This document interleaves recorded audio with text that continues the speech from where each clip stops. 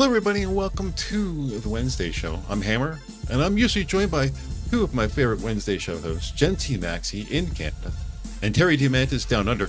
You can find us on Rumble every Wednesday at 8:30 p.m. Eastern, and then we bring in YouTube at 9 p.m. to simulcast on YouTube as well. Hope you have time to stop by. I feel like I've lost my purpose now. It's like... Well, give up then. No! Jesus!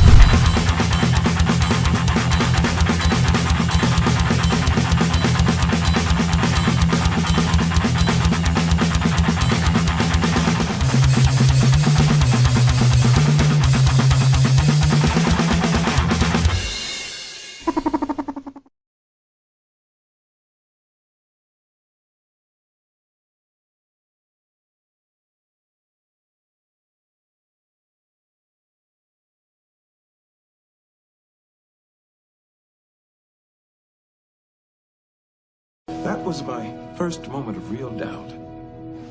When I started to wonder if this whole thing was a mistake. So then I went back to my office. And there was a new casualty list waiting for me. People are dying out there every day. Entire worlds are struggling for their freedom. And here I am, still worrying about the finer points of morality. No, I had to keep my eye on the ball, winning the war, stopping the bloodshed. Those were the priorities. So I pushed on, and every time another doubt appeared before me, I just found another way to shove it aside.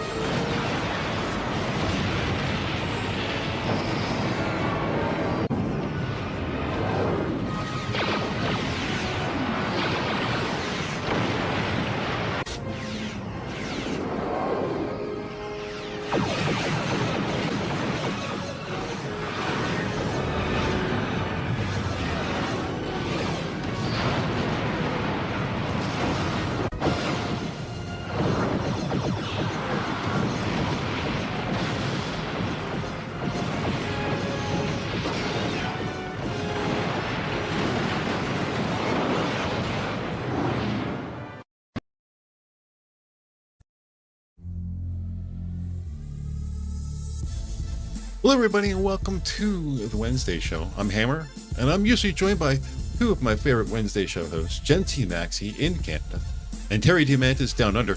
You can find us on Rumble every Wednesday at 8:30 p.m. Eastern, and then we bring in YouTube at 9 p.m. to simulcast on YouTube as well. Hope you have time to stop by. I feel like I've lost my purpose now. It's like... Well, give up then. No! Jesus!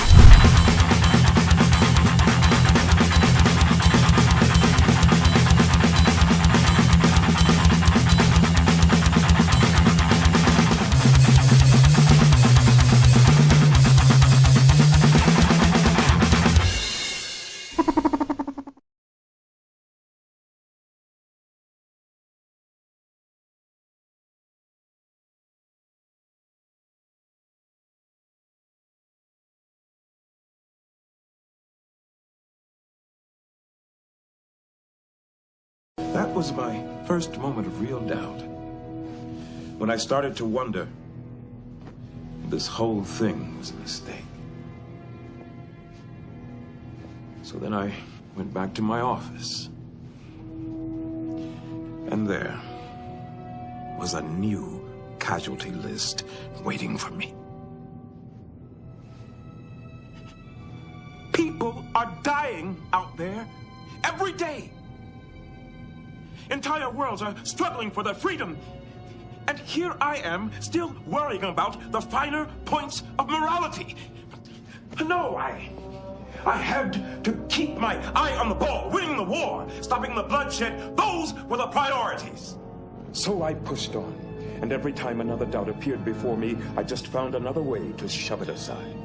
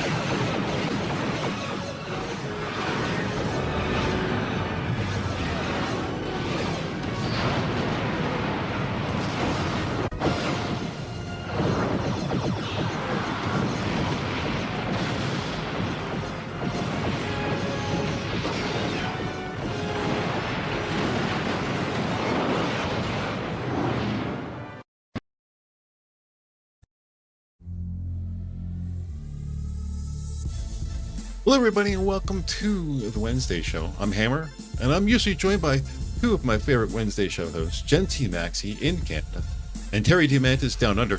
You can find us on Rumble every Wednesday at 8:30 p.m. Eastern, and then we bring in YouTube at 9 p.m. to simulcast on YouTube as well. Hope you have time to stop by.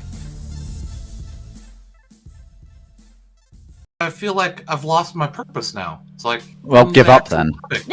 No. Jesus!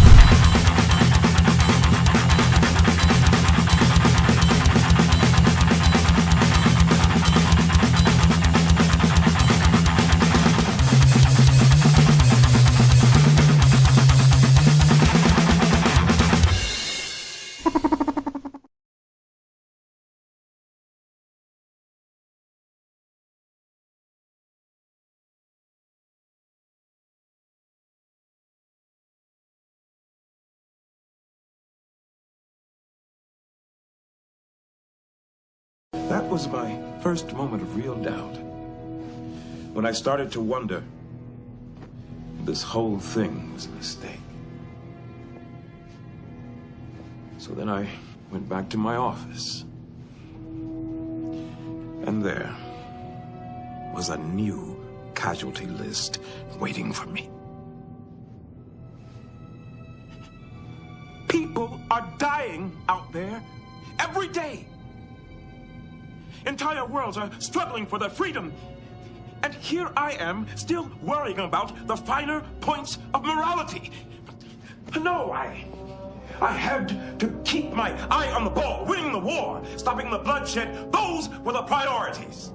So I pushed on, and every time another doubt appeared before me, I just found another way to shove it aside.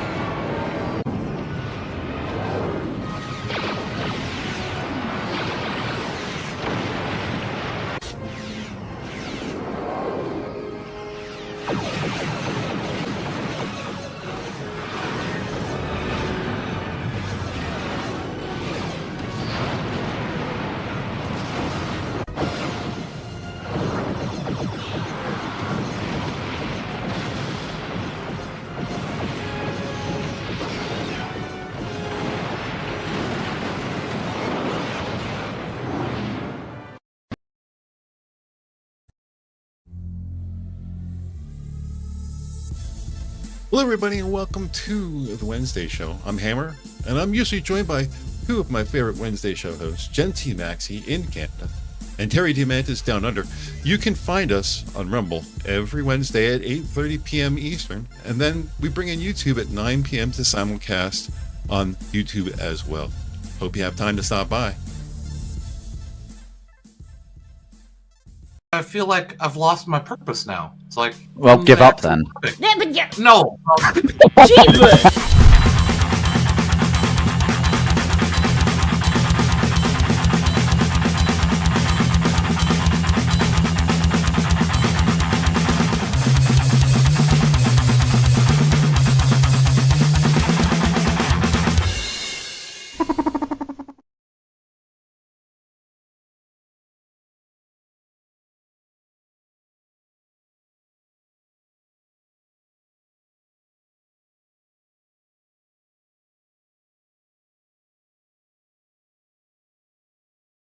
That was my first moment of real doubt.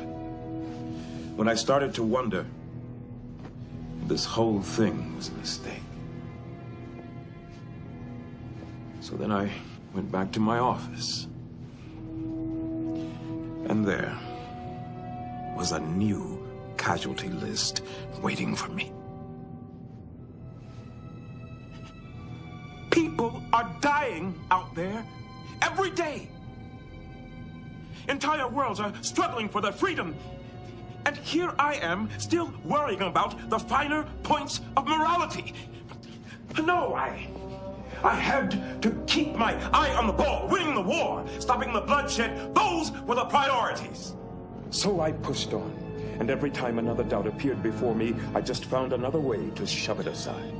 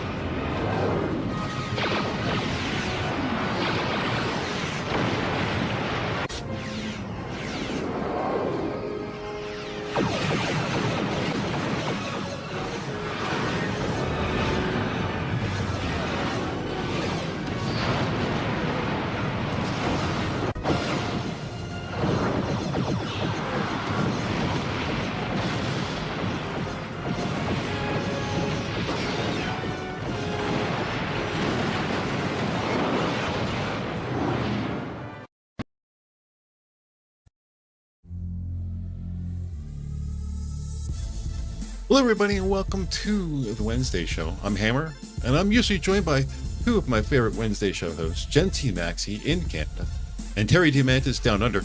You can find us on Rumble every Wednesday at 8:30 p.m. Eastern, and then we bring in YouTube at 9 p.m. to simulcast on YouTube as well.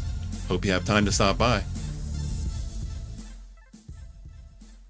I feel like I've lost my purpose now. It's like, Well, give up then. No. Jeebus!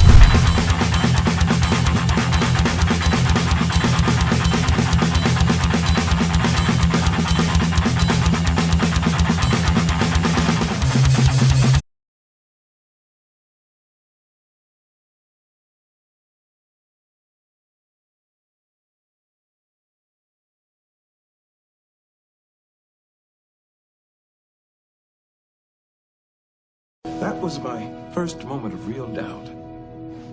When I started to wonder, this whole thing was a mistake. So then I went back to my office.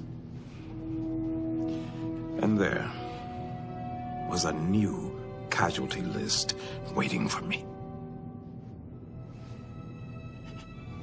People are dying out there every day. Entire worlds are struggling for their freedom. And here I am, still worrying about the finer points of morality. No, I had to keep my eye on the ball, winning the war, stopping the bloodshed. Those were the priorities. So I pushed on, and every time another doubt appeared before me, I just found another way to shove it aside.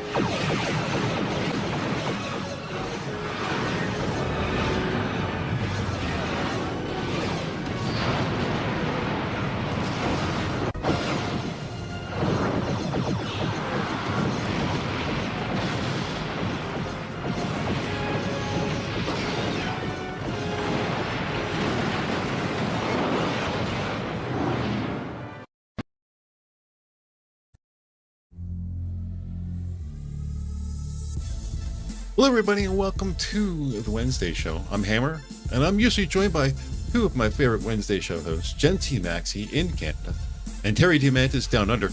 You can find us on Rumble every Wednesday at 8:30 p.m. Eastern, and then we bring in YouTube at 9 p.m. to simulcast on YouTube as well.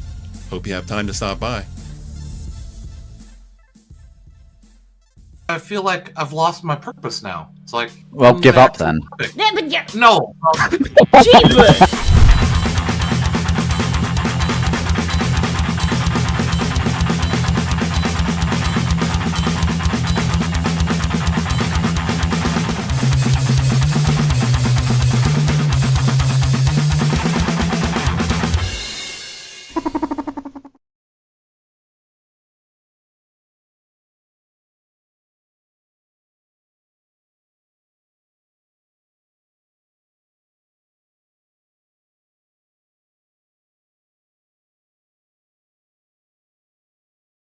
That was my first moment of real doubt. When I started to wonder, this whole thing was a mistake. So then I went back to my office. Mitch Nemo. Hi. The furry bastard. Still waiting to be paid. Oh, come on, your check is coming, Jesus! You're killing me. I don't care about my check's state of sexual arousal. Whoa. I just want to be paid. Okay, if I disconnect, I'm just saying it might happen because we got some thunder and craziness happening outside. Okay. We also have James Colley. Hello. And he's here with a special guest. She went to go change. She's getting ready for bed because, unlike me, she has a job. She went to go get changed because there's a full moon. Critical Thinkers Guild. What's that? Oh my That God! wasn't very critical. And TMaxi.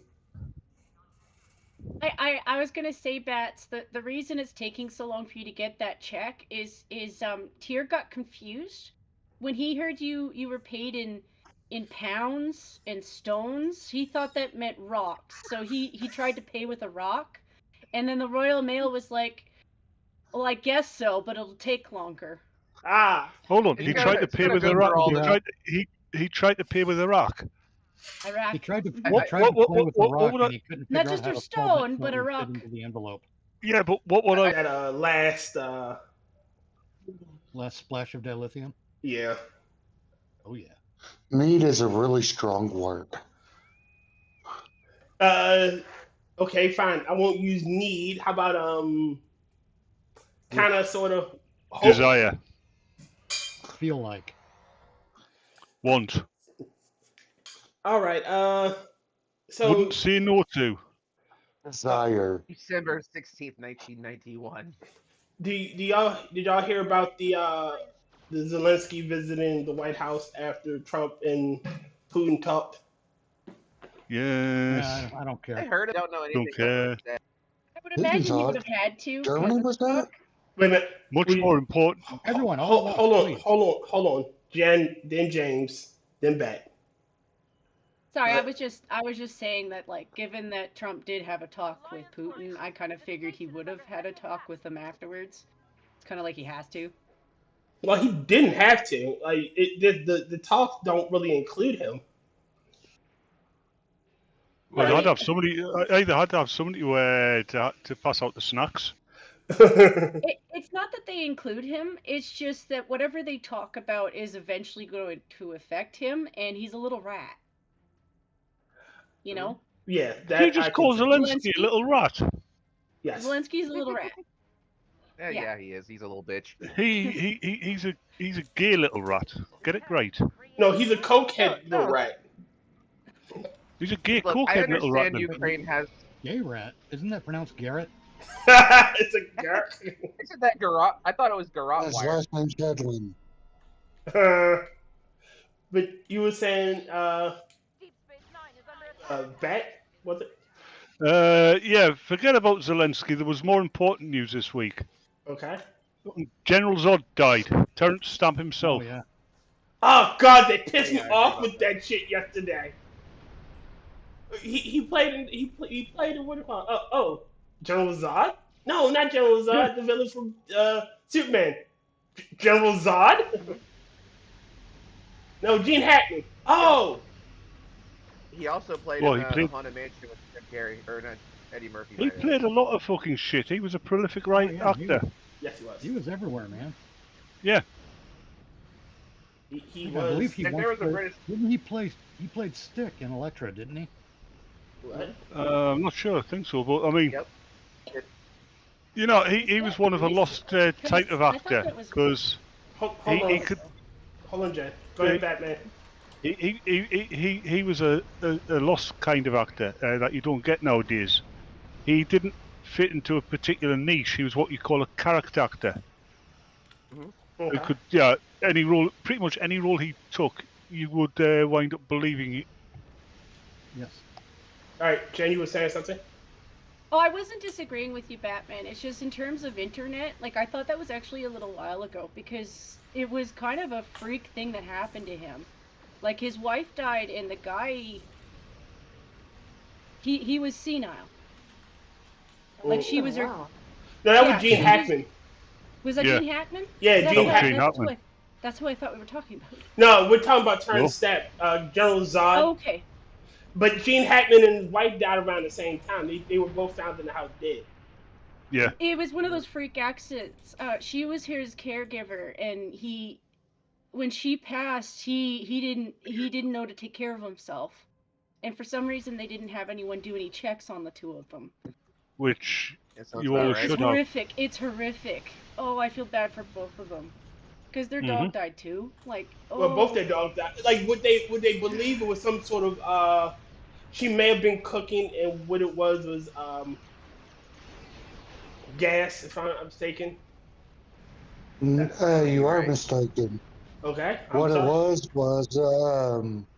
they had cats also, and it's that whole thing about the reason why you clean out the litter box daily is because if you don't, then it gets this parasite. Yeah, which actually so far it's also found in the cats. Oh, I did not know that. So far that parasite you're on about, it's the one that stops mice and rats being afraid of cats. It doesn't apparently have any significant effect on humans. It does. It'll mimic the signs of senility, and it can kill. Oh, no. I haven't heard that before. I've heard the opposite. A lot of people mistakenly believe that's the reason I need to eat fudge. It'll mimic the signs of those parasites at bay, but that's not it. Actually, from going deaf. You're derailing there. It was just that one when I looked into the story, I just felt so bad for both of them. Like, accidents do happen. Yes. Yes, just look at Mr. and Mrs. Hitler. Also, on a side note, your ship is so happy it wears a skirt. It's not a skirt, it's a web. It's a skirt. It's not a skirt, it's a kilt. It's not a skirt. It's no, it's not a skirt. It's a frock. It's not a frock. It's a nacelle web. That way I can do this. Your ship is wearing a frock. No. Look at this. Look, you see this? See this? Not really. I'm busy doing my job. I can do that. Well, wear a frock. Yes, we know you can. What? Oh, he just made a bigger skirt. It's not a bigger. It's a weapon. It's a frock. It's a weapon, damn it. Your ship is wearing a frock. His skirt is so stiff it turns into a hula. Look, my ship isn't gay, alright? It's very confident. I didn't say it was gay, I just said it was happy. It's very confident in its sexuality. I'm gay. Because we're on YouTube. It's a happy ship. It's a happy ship. And the fact that it looks phallic has nothing to do with its happiness. Oh, crap. I think y'all will find this one interesting. Y'all know who Bella Ramsey is? Who? Unfortunately, only because of visuals that I will never be able to unsee. But yes. Bella Ramsey is the young lady that plays Ellie in the Last of Us TV show. Oh, the one who looks like a really angry version of Matthew Broderick. The Downsy girl. Yeah. She looks a little Down Downsy. syndromatic Broderick. She looks a little Downsy. Yeah, she looks like she was bitten by a radioactive Matthew Broderick. But what about her? But apparently she wants to play Spider-Man. Shit and fuck off. Is she gonna play Spider-Man or is she gonna play Gwen? No, she wants to play Spider-Man. She can't. She said she wanted to play Spider-Man. Well, she can't. Like it wasn't she wanted to play Gwen Stacy. It's not that she wanted to play Spider-Gwen. She wants to play Spider-Man. Those are her words. Well, she can't. Yeah, I'm She okay wants with to play gatekeeping. Peter Web fellow. To be honest with you, I think you're missing the point. That she was taken out of context. She said she wanted to play Peter in the park, and they just took it as Spider-Man. Oh. She's the pervert in the park with a president in her pocket. Yeah. Is that the president in her pocket, or are you just happy to assassinate me? Y'all all inhumanly terrible. Well, it's just there are just some people that couldn't do that. Like I get she was joking, and I mean no, she was dead serious. Yeah, but I was still, making no. a joke. But go ahead, Jan. Sorry. There's just I know she's trying to start. She's going down the route of trying to push herself as a trans person. Fuck you. You're not Peter Parker. Peter Parker's a good-looking dude. He's not an ugly bitch. Again, I've explained to you my dislike for the current Tom Holland, and I dislike that they keep Tom Holland. I dislike they keep making Peter younger and younger. Well, actually, to be fair, if you're doing you don't get early my days, point. It's not about age. No. Whenever you think of the comics and stuff, like he wasn't an ugly guy. No. He was good looking. he for was the time. average. No. You know, average. You know. No, Jen. What I mean is, in the movies, he all right. In the movies, it starts off he's just about to go to high school, and then he gets in college, and then he goes to he's a full-grown adult at this point by the time the Tobey Maguire series ramps up, because he's trying to get married. Now they go to Tom Holland. Tom Holland starts off in high school, and then he has the blip. And then he's still in high school. In the final movie, he's going to college. He keeps getting younger and younger. And then the chart on top of the motherfucking shit is they gave Aunt May Ben's line. Ben never said that though. What? But they turned out me into Ben, yes. But Ben never actually said the great power thing. And yeah, that was the narrator in the comics. In that version of the Tom Holland version, he never says the line. Yeah, well, we never nobody even see actually. Uncle Ben. Yeah. Nobody actually said it. You have the same problem with every one of the franchises. Like the only ones that you don't seem to have that with are the ones that are like outliers. They always seem to want to come with well, we need to start from the very beginning, guys, which means like, you know, they have to be babies. We gotta start when they're babies, which makes sense if you're talking about the full Superman. Don't give them ideas. Yes, I don't want a don't. Marvel babies movie. Marvel babies, they're cute and they're funny. I'm going to kill you, Tyr. Oh, really? I know you've already been killed, but I'm going to do it again. Yeah, instead of Green Lantern, they'll have the green flashlight. I do get your complaint, because it's like, I do understand that like the original story is the one that people like to go to, but kind of like all the superhero, it's been nailed in and it's been done, so move on. Well, do all right. something else. The origin stories nowadays can be told in you know, the 20-minute credits. They don't have to be. Yeah, like it can be told in the credits. You don't have to tell us that, oh, Krypton blew up. We already know this shit. We already know that Batman lost his parents in Crime Alley to Joe Cool. We already know this. We already know. Joe Chill. Joe Chill, my bad. Joe Chill was another name that Snoopy went by. But again, it's the point that we already know these villains or their origin stories. So you think that Snoopy went to fucking Gotham City and killed Batman's parents? Yes, I did. It was him. It's Joe Cool, motherfucker. That's why we never found. That's why they never found him. And it was Snoopy. He came back. Snoop Dio, motherfucking devil. No, the Snoopy from Peanuts. I kind of agree with Raymond Lewis, but that's because I'm gonna. motherfucker. You know, Marissa Tomei kind of gets a pass because she's odd. No, But, that Yeah, but Raymond Lewis makes a good point. It could be a different universe to the 616 continuity.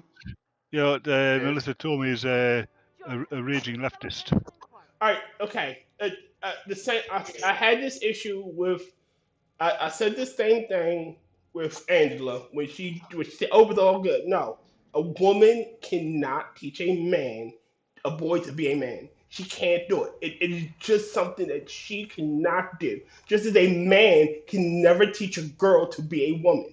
That is something we cannot do. And to cross those lines is an insult to the genders. You can't instill something. Mom kisses your wounds. Dad instills discipline. Like when mom bandages your wounds. Dad teaches you to kill the motherfucker that gave them to you. yeah, he teaches you to control your anger. So you don't hurt somebody. No, he teaches you to control your anger so you can better hurt somebody. At best, a mom should be offering you a different perspective, but you should have Dad's perspective too. And he knows basically the world that you need to navigate as a man. She doesn't. Yes, like she can give you a different perspective, and that's still important too. But you need to know how to navigate as a man. This is all the arguments we had when the feminists were trying to hijack Father's Day.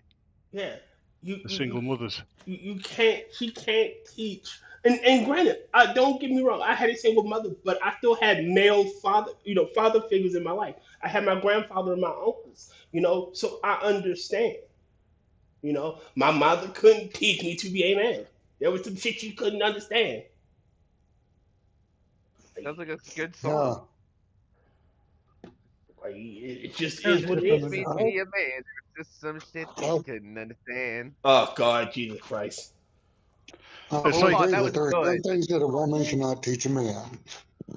Like one of the things when you realise that women don't understand men is when you're a kid and you're coming home from school and your mother's asking, how was it at school? Yeah, what was it like? And you're giving her one word answers, and she complains that you're not talking. Yeah. I don't want to talk. I've just been to school. Or you just want to unwind because you had a hard day and you don't want to take it out on the people around you, but a woman wants to keep poking. So how were things that? Did you do this? Mom, I'm tired. Can I just go to my room? Oh, come on, talk. How was your day at school, Dad? Does the fact that my arm is in a sling give you any hint? Go ahead, Jen. I still think a little bit of that has to do with women on their own, because like as a female who hangs out with a lot of men, the difference is I don't rag on you for being men. I also don't try to imagination land what I think you're thinking. Like I'll ask you instead, and it's through experience and conversations that I can navigate with men to a certain degree. A lot of women just think that they're owed everything, and they just assume that you're going to think the same way that they do, and they have no interest in the actual part where you're supposed to communicate. The best way I heard it. Yeah. Go ahead. No, one of the things. Hold on, is Jen still talking? No, you're good. It's just one of those things where a lot of feminists really forget about history a lot because they really like to rearrange they don't history forget. And it's every TFF. once in a while you do find the odd woman in a space where it's primarily men, because they still need someone there to take care of them a little bit, or to help with things that they don't really have time to get to everything. The woman can do it. It's one of those things where those women, they understand those men. They do. And they're not a fucking whore. Like that, there is a difference there. Like they're not navigating with men because they're there to do that. They understand because On that same I don't think they actually understand those men, but they understand how to interact with those men, which is different. Yes. Which is how men are. We understand how to interact with women. We don't understand women. Like I said, it has to do with. Women don't understand women. It has yes, to they do. That's why they hate them. Hold on, Jen is trying to speak. Go ahead, Jen. I really do. I do really think it has to do with communication. Like, I know I keep interrupting you, Batman, and I'm sorry, that's rude, but I keep interrupting you, but I'm not sorry. it is the respect back and forth when you're talking to each other, and that's done by actually listening. And the woman proves that when after she's heard you, she can prove it. You know, Yeah. like either repeat it back or go out and do something that proves that yeah, she heard what you said. You know, and yeah, it's teamwork thing. You know, like.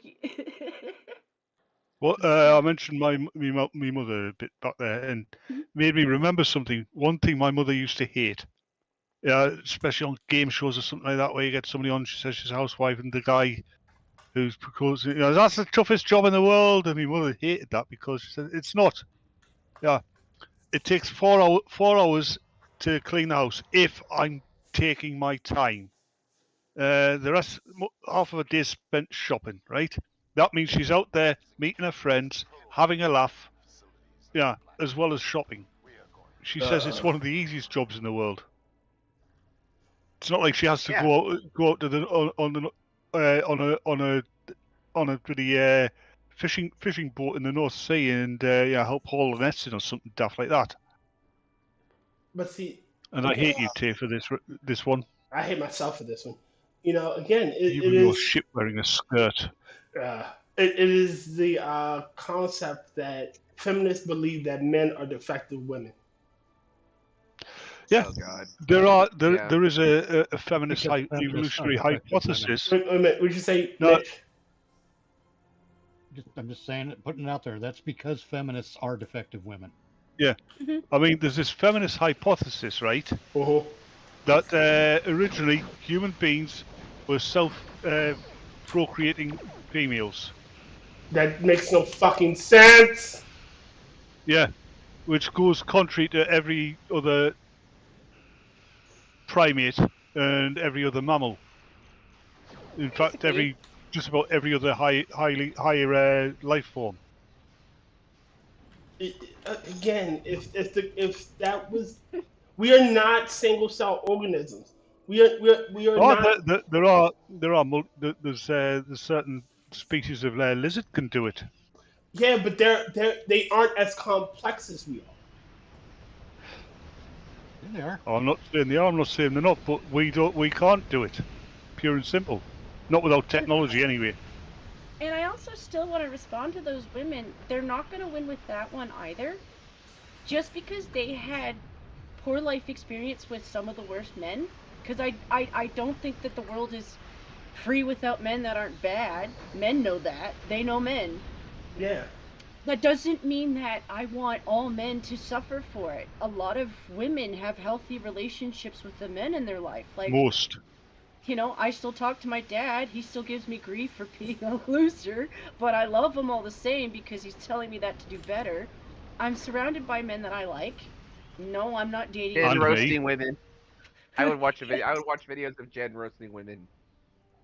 I have started to because I'm tired of the bullshit. You know, like there's this idea that like we're without faults, and I'm like I've got lists of my own. Yeah, Jen is surrounded by men she likes and me. But I'm not Bonnie Blue, you know. I'm not sleeping with people. You know, I have conversations that hopefully don't make me fully retarded. The difference. Okay, give it time. Hold on. The main difference between what you're doing and what, say, Bonnie Blue is doing, you're building an actual relationship with men. And I'm not saying, like, sexual or anything. You know, we're all your friends. We genuinely want you to do well. And we genuinely feel bad when bad shit happens to you. Those men that were fucking Bonnie Blue, as long as her legs are open, they were listening to her. But once her legs, well, they weren't. But once her legs closed, they have no more interest in her. Believe me, Tia, they weren't listening to her. You're right, they weren't. They weren't listening to what. Yeah, but you know what I mean. They didn't tell her to stop. Her value is literally her legs are open. She has a value, you know. And it's not much of a value actually, because her legs are always open. Hey, Rotten. Sure. Hello, Rotten. Are you having a good day? Sorry. What you said? No, Go ahead. Someone was speaking. I trying to figure out who it was. I wasn't sure who was first because I keep going. So. Well, all I said was, "Are you having a good day?" with a shitty Russian accent. Oh. Oh. And mine was, "So you're having a good day?" Yes, Pavel. I have a couple of points. Go ahead, James. And a couple of these are, one of these goes back to chatting, and the other one's going to, has to do with what Jen was saying earlier. As far as where chat is, where Raymond said, play by real quick. Not everyone knows the Gotta let this try better. Batman, Superman, yada yada yada. To count, this is going to kind of mirror what Jack Cochran says. If they leave it that way where they don't include it, then that encourages comic book sales to go out and read the damn books. Fair enough. Well, I've got one for you. You mentioned Superman. I've got one for you. People say that Superman's an unrealistic character because of his morality and his morals and his internal optimism. And I can easily disprove that because human imagination, while vast, we cannot imagine something that is not conceivable, not real in our experience of the universe. So that argues that people like Superman, even without the superpowers, are very believable and very real. I got a simpler thing for you. I don't like Superman. Batman, I have a simpler one for you. Superman is literally the Ubermensch. He is a man with the power to do what he wants when he wants, and he follows his own code no matter what good or ill comes about it. He follows his own moral compass. He is That's literally the Ubermensch. Superman is not the Ubermensch. He is. He isn't. He is. Siegel and Schuster actually said he isn't.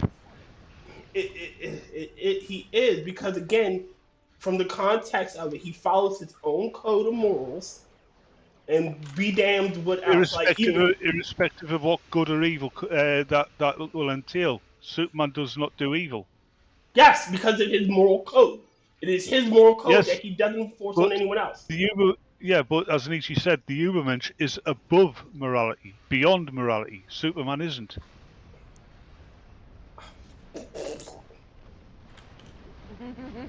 But anywho, I had other points.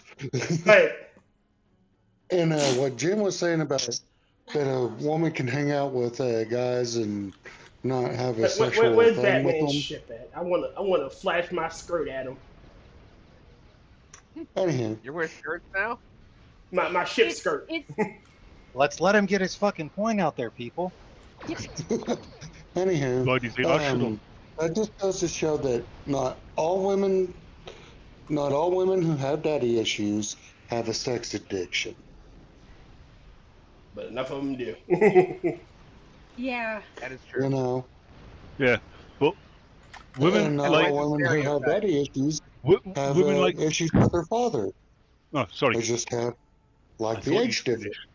I thought you'd finished, James. I am sorry. Oh, it's okay. I had a couple of points. That's because I've been waiting. Yeah, you get them out. I mean, go ahead, Your James. points, that is. Just to catch up to the conversations. But yeah. Right. But women like Bonnie Blue. While I'm at it, hi, Sora. Hello, I Sora. only mentioned her because her name is easy to remember.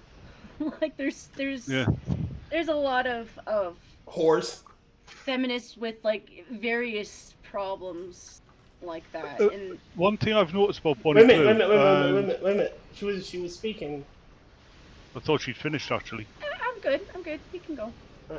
Thanks. One thing I've noticed about Bonnie Blue and other women like her. I mean, Bonnie Blue, if she wasn't an absolute whore, she'd probably be a relatively attractive woman. But because she is an absolute whore, I just find her disgusting. Yeah. Because you're not into whores. Well, it's not just that. It's even if she had the physical features that I find attractive, I wouldn't be attracted to her. Because all of that would taint what she is. Yeah. Yeah, I can see that. Again, it is. It is. She believes giving away her virtue is empowerment. What virtue? You know, no, that. But it is. It is that comment. She doesn't have virtue, but she believes giving it whatever her taint is now away gives her, empowerment and liberation. When it doesn't, she's just a whore. Yeah. What's she being liberated from? That's another question. Liberated from these nuts. It's one of those old quotes that will probably throw me in the old fart boat, but it's still valid. Your body is your temple. And it's not just women who should hold that opinion, men should too. Yeah. You shouldn't But- stick your dick in everything. Well, Yes. the more she does that, the more she becomes the temple of slugs. And that's what people are seeing. Like, every time another person visits her, it's a bigger slug trail. And all of a sudden, it's just there, and it's all you can see. And, like, no, you're not going to go in there anymore. Like, men going in there are now slug trail followers. Everywhere they go, they've got a trail. Ooh. Looks like they're following a giant trail of bug shit. Yeah. Tyr's body's definitely a temple. The temple of doom. Speaking of Temple trails, of Doom. Her body is a temple. The Temple of Doom. speaking of My temple's trails, starting to resemble the Astrodome. Wait a minute. Go ahead, Bat. Go ahead, James. Tyr ship, it has that rainbow trail, so it's a really happy ship. Also, Christian noted that it's a fat ship and a little skirt. Fat chip and a little skirt. Little skirt. That guy in a little coat. Look. My ship skirt is okay. It is special. Don't you hate on my ship skirt? Too late. You know what? I'm gonna see if I can change my ship skirt. I feel insulted. There's a good reason why you feel insulted. He also says that your ship has daddy issues. My ship doesn't have daddy issues. Yes, it does. Hey, Tyr, does your ship have canards? It does not have It's not like your ship, it's your ship. Because canards are gay. Tyr, there's a reason you feel insulted. Why? Because you've been insulted. I would say, like most ships, the ship has an engineering issue. Don't know changing ships. All right. See, for those of us that aren't playing the game, now we get to see how to edit ships. So thank you, Tyr. All right. Y'all need to. Do I need to wait a while before picking up new TFI? Yeah, just a little bit. All right. To be fair, James, for some reason, YouTube this summer has been like, we're going to share weird shit with you, Jen. So I learned all about how beetles fold their wings when they put them back in. It's like origami folding. Even with ladybugs. So the next time I see a ladybug, which I haven't all season, I'm going to be watching, like, how the fuck do you fold those things? That's an animal I haven't seen in a hot minute in my city. A ladybug. Well, it's As we call them over here, ladybirds. The rodeo. What the hell are you singing? That's what you call it. I thought he was torturing a cat. The rodeo song? You never heard the Off to the Rodeo song? No. No, but I wish I'd never heard you singing it. Yeah, you can't really sing that song on YouTube. All right. Ready for another one? This is why I need therapy. Would you say Batman? I said, yeah. Okay. That's what I see. I see, yeah. Okay. All right. So. Wouldn't it be great if you could switch your ships among your three characters? That'd be nice. It'd be nice if they didn't have that arbitrary restriction on Federation and fucking clinging ships. They've removed a lot of the faction restrictions. Yeah, I know, but still. I mean, I can. I mean, I got. What have I got? I don't. I forget all the ships I've got, but Like- I can fly a D7. I've got a. I think that's all I've got. My brain missing. Because I don't care much for the birds of prey. What? No. Wait a minute, hold on. Jen was about to say something. What'd you say? Sorry, it's just when you said space cleaner, I'm like, what are you, a space janitor? No, cleaning. Yes, he's Space Gen Z. Space cleaner. Another D7. Pretty quick. Hey, there's the thing though. I mean, what am I looking for? Yeah. Loadouts. If you think about it realistically, starship captains, right? If they're in combat, they capture a ship. Why not use it for themselves instead of like? I mean, The fuck? It used to happen. Like, Jesus, fuck, I don't know what the fuck happened, but my entire fucking loadout just switched. That's nice. Oh, fucking hell, hold on. I mean, that's what you would do. I mean, you would steal their ship and then take it back and maybe refurnish it a little bit so it looks more like, you know, it's in league with yours. Obviously, it's been repainted. Now it's yours. Very nice. That's how captains became Commodores. And that's how we got American No, we're all Idol. about ships, not computers. Well, you're all going through that. Would you like to hear a joke that's technically safe for YouTube, but still messed up? Sure. Sure. Why not? What's a necrophiliac's safe word? What's a I necrophiliac safe shudder to word? think. You have a safe word? I'm alive. Mm. Oh, that's great. Yep.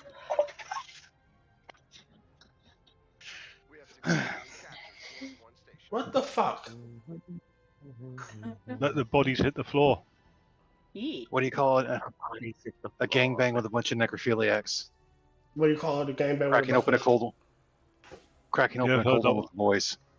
Yeah, I've heard that one before.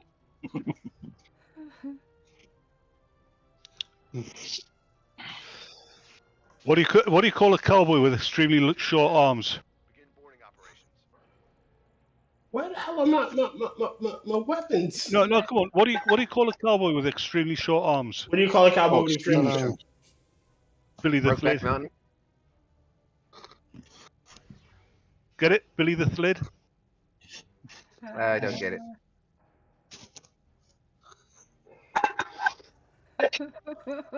God damn it. Ah, well, fair enough. I'm not going to explain it to you. It's obviously a joke that's outdated now. It has, doesn't matter if the joke's bigger, outdated, I just bigger don't get English it. words in it. That's what happened, Batman. Okay. Well, if you don't get it, that's because the joke's outdated. And you don't get the reference. You looping. I just don't get the No. reference. That's why I'm old too. No, you're not. You're not that old. I'm old, and I don't get the reference. Yeah, but Thank you're you. James Colley. Batman, do you remember how we had this discussion on how I try to use British words but then fail? I think it's just one of those. Yeah, probably. Oh, did you hear the one about the dog? The dog limping through Tombstone City wearing a gun belt. No. Is he looking for the man who shot his paw? Yep. All vessels, engage cloak and regroup at Apex Station. Well, Hey, no. Do you know how to make a dentist cry? How? Item. Don't pay the Murder hormone. his family. What? What? That's how you make a dentist cry. Murder his family. Oh. That's a dark one. Heavy Leave Tyr out sigh. of there. Oh! Damn. That's a twofer. It is. I won't stand for this racism. I have to sit for it. Sit down then. I am. I won't race for the standism. I don't stand for this racism. Stay down, man. I'm not racing. Jesus fucking Christ. James I'm isn't too fat racist. for that. James isn't racist. Wait a minute. Sorry, I was talking about James. He's Earl not. Jones? He's an equal opportunist.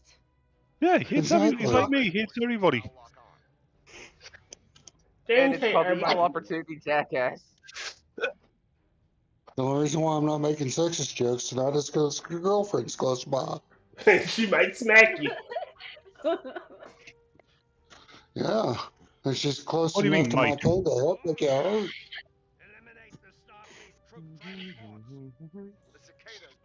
Love you too, baby. Well, we all know you're going to respond with "Thank you, sir. May I have another?" That's beside the point, but What are you doing way back there? No, it destroyed my loadout, and I'm trying to. Oh. Yeah, I heard him say that. no, pervert, his loadout. Oh. Oh Lord. What does she think you said? Words. Something about destroying his load. And y'all have just gotten worse and Like, worse as time Hey, goes what on. do you call 4 quiz and a 4 transit van? Remember, we're on Minions. Yeah, I'm saying what do you call 4 quiz and a 4 transit van? New Yorkers? The AIDS team. Again, we're on Minions. You know, keep it PC. Like this isn't our channel. This is where we can say what the fuck we want. You know, you just say swore. that. But if we were at the level of like Sesame Street, we'd still be banned. And somehow Yeah. that's acceptable for children. This ain't Sesame Street. We're actually the time murders here. Well, you Oh! gotta remember, Sesame Street banned, God, my ears. or they heavily censored Katy Perry because of the top she was wearing. Really? Which I approve. Yeah. Because, no offense to her, that is a child's show. Oh, I'm sorry. Lots of offense to Katy Perry. But, you know, I am the first to sit there and ogle a woman. You know? My If thing you with look- not wanting... Oh, sorry. You finish. But, okay, what I was getting at, though, is that there's certain things that a smaller endowed woman could get away with wearing that a larger, top heavier woman could not get away with wearing. You know that And elbow's black. the outfit was fine, Skin of her enemies? Hey. but they You all know still that edited elbow- her. Yeah, no, my response to Batman is like, it's not that I would care about offending her. She's one of the types that seems crazy enough to be a weirdo. That's And I just because don't want she is any one of the things- types that's crazy to be enough to be a weirdo. Yeah, but I don't know. Like, she's... Wasn't she the one that went to space and started calling herself an astronaut? Yeah. Yeah. Yes. Yep. Well, let's She was a say glorified. the word space was in her quote. She was nothing more than a passenger on a glorified fairground ride. She didn't even go to space. She went to the upper atmosphere. You're still on Earth, bitch. Yep. She's also just a really, really grabby person. Like, there's a lot of times where she's been in public spaces where...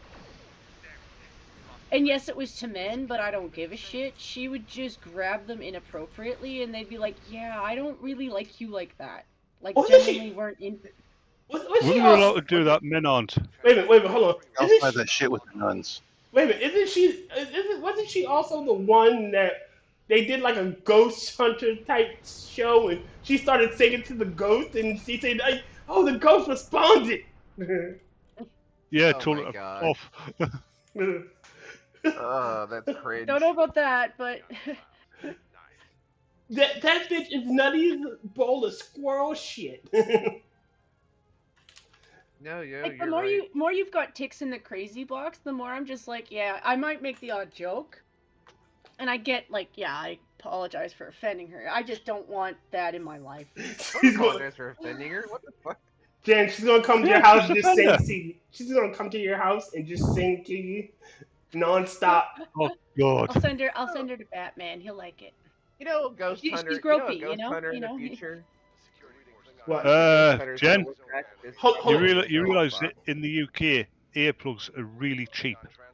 All right, hold on. Everywhere they're really cheap. Wait a minute, Critical was trying to say something, and y'all kept talking over him. Go ahead, Critical. I was gonna say, Ghost Hunters in the future, if they're ever already, if they look back at our generation, they're gonna be like, "What the fuck were all these people on?" You don't I'm use looking at our generation right now, wondering that. you I don't know, use a that's spur what's a spur box like that. It was the Stone Age.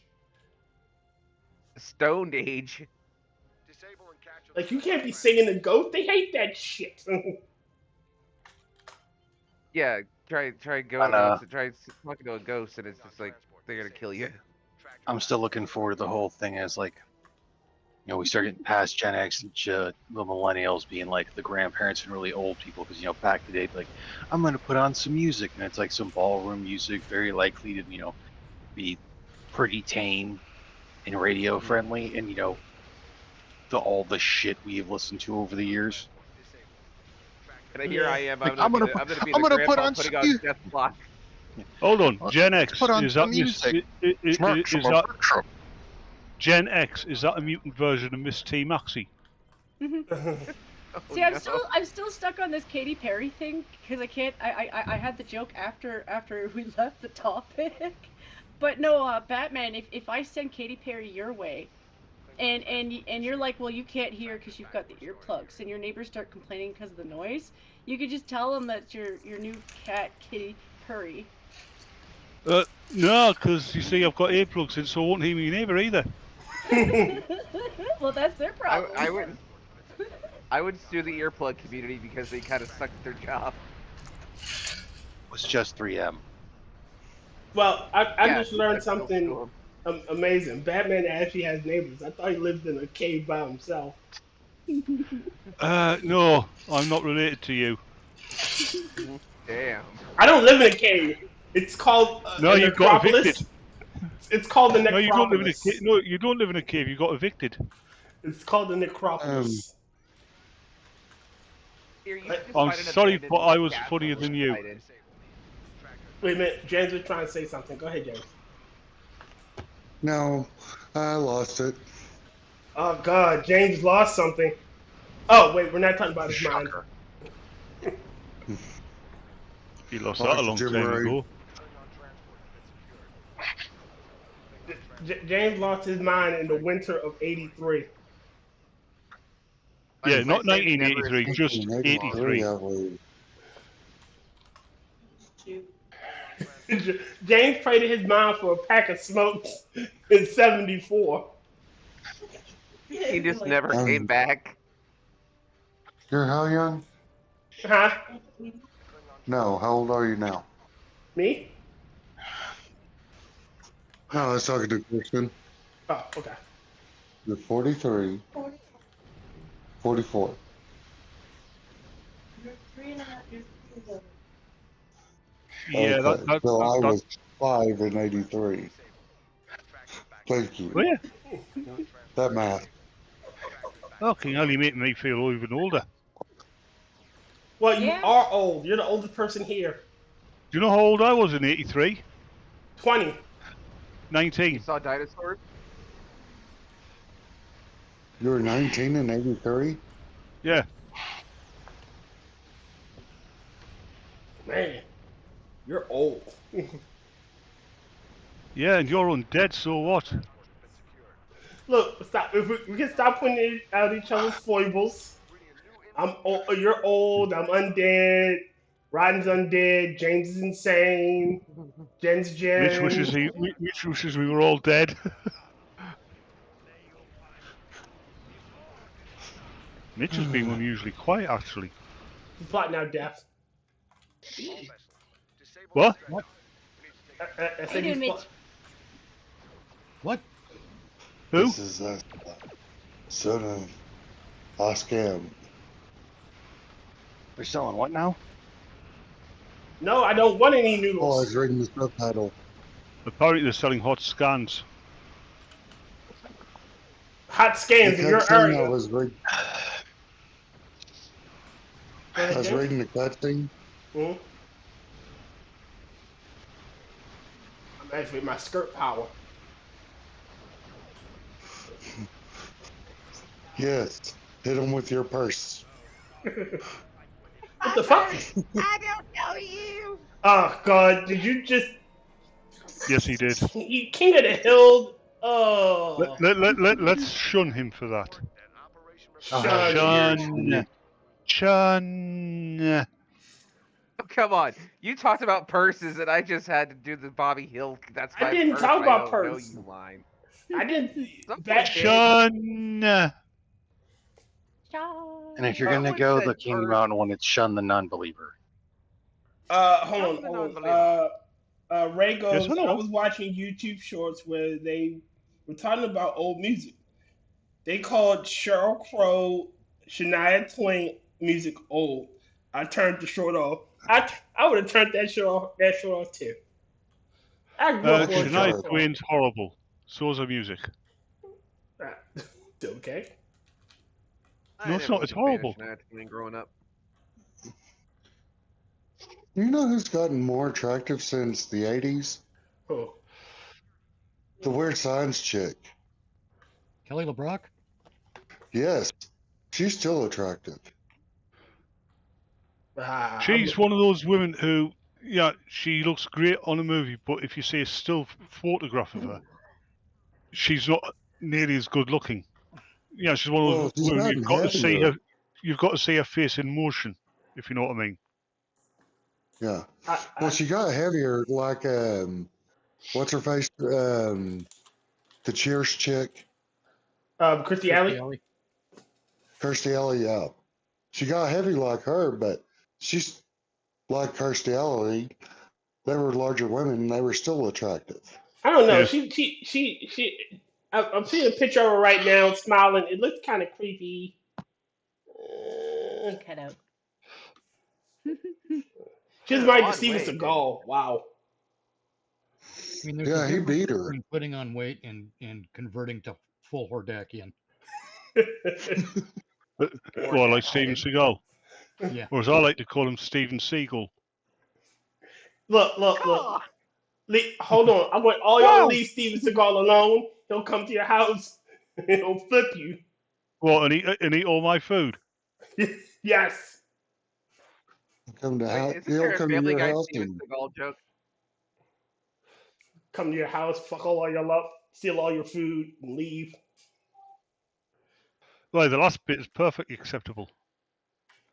Who just joined? Someone just joined. I can't with someone new. Nope. Everyone's here. All right. Well, you know, he was an honorary cop or something like that. So if he comes to my house, he's probably after the Krispy Kreme. Yes, he was briefly an honorary cop. He clearly told people how Brandon Lee died. He knew it was a gunshot after they described it to him. I still think my favourite cop story is a friend of mine who used to live in Los Angeles. This is back in the days of MSN Messenger, right? Mm-hmm. And she was telling us she was caught speeding, right? Motorcycle cop pulled her over, and she thought, "Oh, I'll get out of this easy." So she unbuttoned her shirt, yeah, because she said she's big chested girl, you know. She unbuttoned her shirt a bit, yeah, show a bit of cleavage. And he says, "Oh, did it work?" She goes, "Well, put it this way. I must be the only woman in that situation who got the only gay fucking highway patrol copper on that." Because he actually put an extra amount on her fine for trying to sway his decision. Y'all ready for another one? Oh yeah. No, but go ahead anyway. Keep this up. I'll make you play leader. I don't have the voice to play elite. Didn't we open with that? I mean, we already punched Screaming Leader once tonight. Yeah, we did have a Screaming Leader. I'll make you go through another one. I hope Tyr wakes up tomorrow to find that Screaming Leader's actually moved in and is now his new housemate. If I'm in America. I will throw her ass the fuck out. Rotten, are you lifting weights or do you just have a hard to reach jock itch? Lifting weights. You should have said that. It was a weird grunting sort of sound. Yeah. Yeah. Rotten, you should have gone for option 2. You should have gone for option 2. It would have weirded people out. You should have said both. You should Or have just said said yes. Are you lifting weights or you got a really hard itch? It's like itch. Yes. No, you should have just said yes. God damn it, fucker. We're drinking. Good. Made me spit. Drinking fucker. Son of Dracula. Can't get the zimmies. I told y'all about my long wish for a crossover with Dracula, Blackula, Black Dracula, and regular Dracula. All versus their respective Van Helsings. What about the Count from Sesame Street and Chocula? Yeah. All of them team up. Ooh. Okay. Who was the idiot who set off that bloody bomb thing? The blackout bomb. I don't know.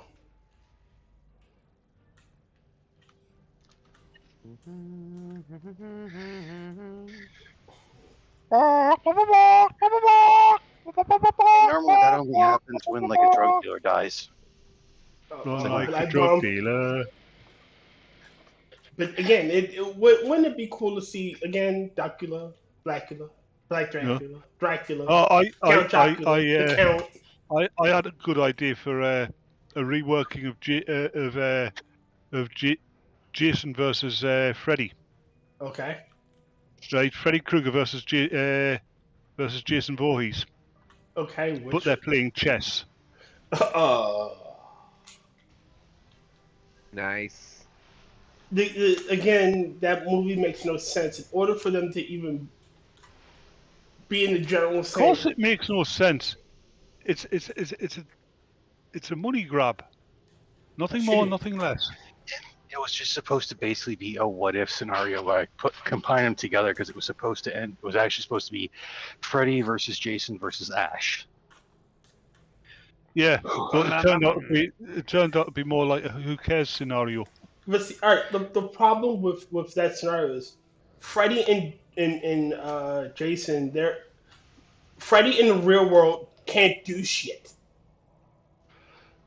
Actually, he's been in the real world before, I think, in at least 1 or 2 films, and he has done shit. Yeah, but it takes some doing to get him into the real world. Yeah. And that was the foundation of Freddy versus Jason anyway. Freddy was manipulating Jason to make them remember him. Yeah. Yep. But even then, he can't do shit in the real world. Yes, he can. He can manipulate things, but that's about it. I mean, look, going as far back as the first movie, what's her face's arm was burned. Another girl. Nancy. Yeah, Nancy's arm was burned. Tina was cut. He dragged Flash Johnny Depp into the bed. He may not have appeared physically in the real world, but he could affect the real world. Directly. Why? Yeah, directly. He's the dream demon, motherfucker. Yeah, because that's what it was supposed to be. Is that the dream demons that gave him his power were God, and I can't remember like what the actual demons were called from Evil Dead. Cenobites. Deadites, which is a stupid idea. Those They're two great franchises should Cenobites. have nothing. The Deadeye and Freddy should have nothing. That those two franchises shouldn't have anything to do with each other. Oh, most of them shouldn't. You shouldn't. You should never. Combine franchises. Well, no, you can combine franchises. I mean, but pick the franchises. If you're familiar with both Friday the 13th and Halloween, then you'll understand the reference of Creighton Duke from Friday the 13th and the Man in Black from Halloween. And with just a couple of little changes, you could have Creighton Duke be the Man in Black. And there you have a crossover without diminishing either Michael or Jason. Yeah, it's like Aliens versus Predator. Let's face it, the aliens would have just as bad a time against the Predators would have just as bad a time against the aliens as anybody else. They wouldn't be hunting them. They'd be avoiding them. No, I think they would be hunting them. They would be ensuring they wouldn't. that They're too fucking dangerous, even for them. Yeah, they would be ensuring that they're popular. Like all right. So it's sort of like, you find a group of a nest of rats. You want to exterminate the nest of rats. That's not hunting. That's extermination. There's a difference. Big difference. Now, if you look at how responsible hunters behave, and you have to assume that the predators would be responsible hunters if they want to keep hunting. Mm-hmm. Yep. They would not create a situation where the xenomorphs are on other planets. No. In fact, if they found out xenomorphs were on Earth, they would come to Earth to hunt them, but they would also be here to eradicate them from Earth. I think it's more likely they would drop some kind... Sorry, go ahead. The predators would leave the xenomorphs to inhabit their own planet. Yeah. Because, if the xenomorphs are just basically landlocked on their own planet, then the predators have a place to come hunt whenever they want. Mm-hmm. Which, if they have any sense, would be never. Yeah, generally. But no, I mean, they broke the rules for both the aliens and the predators to make Alien versus Predator, and that's not how you do that. You don't break the rules to force a fit conflict them into one movie. Yeah. I had a really good question. Wait a minute, Critical and then Batman. Critical then James. Sorry. I was gonna say, I thought of a really good combo of ideas to put together. Right, James. Okay. What's the damn conflict? you! I was gonna say, son of a bitch. I'm trying to get you to say it. God damn it, go ahead. I know. Star Wars and the Predator. Like Jedi versus Predator. Predator would lose. Oh, absolutely. I mean, it's been established canonically in Star Wars that they can see through. Yeah, they can sense you even if you've got a stealth field on. Yep. If you're a really good Jedi, yeah. Even if you're a mediocre Jedi, it's like one of the kiddie lessons. True. Sensing the objects around you and sensing things around you. But and another thing. Go ahead. I still say predators are cowards. And so I said that, so he goes, "Oh, they never hunt anybody who hasn't got a weapon." Yeah, even if that weapon's just a stone knife. And they've got all their advanced technology. Well, you also gotta remember another thing, which for the lore of Star Wars, a lightsaber can cut through the only two things that a lightsaber can't cut through is vibro steel. Sense of disbelief. Oh, go ahead. Vibro steel and Beskar. Yep. Cortosis. Yeah, Cortosis, yes. But the predators don't seem to use that. So he'd go there trying to get an easy kill, and the Jedi would lock his arm up. No. Imagine a Predator wearing Mandalorian type armor. Nice. All right, James wanted to say something. Go ahead, old man. I've just been thinking. Don't do that, it's dangerous. Hellraiser, Cenobites. Pinhead, and all the Cenobites.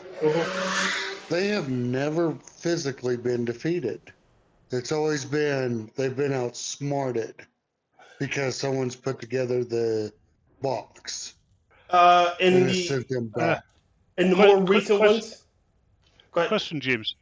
Have they been outsmarted or have they allowed themselves to be outsmarted because it amuses them? That too. And hold on really quick, James. In one of the movies, they literally give Pinhead back his soul somehow, and he kills all the other quote unquote kills all the other Cenobites, which just releases his immortal soul, which makes Pinhead the creature just more evil. But the whole point of it is, what other horror franchise would be on the same level as the Cenobites? Well, Hell Dimension, the Great Leviathan.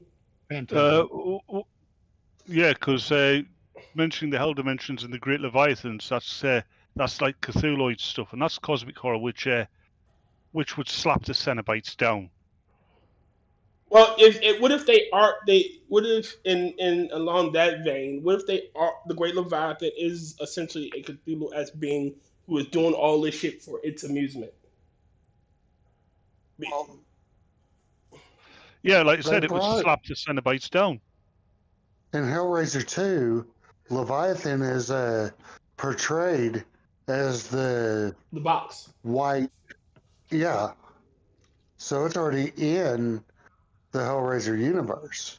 But as far as Lovecraftian horror, that's a different kind of Leviathan. Well, no, here's one for you, James. The Lovecraftian horror, that's cosmic level horror, right? So it's conceivable they're in every universe. Well, all right. So what I'm about to say is it wouldn't be just because the Great Leviathan uses the box to interact with the universe. It's very much in line with Cthulhu.